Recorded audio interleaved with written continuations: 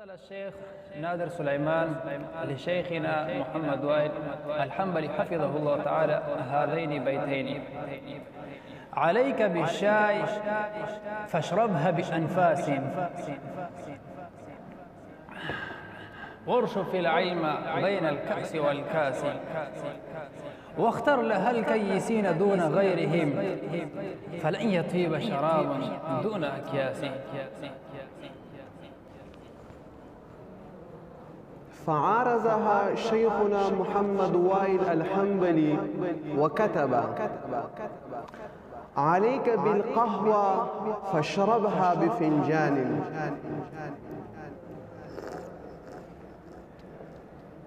وانشر العلم بين القاسي والداني، واختر لها الكيسين دون غيرهم، فلن يطيب شراب دون خلال.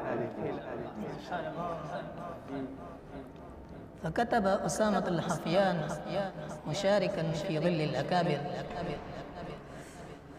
عليك بالمتة فاشربها من جديد، وارشف كؤوسها مع أهل الأبالي، واختر جليسا حافظا للأسانيد، فلن يطيب الشراب بلا أمال.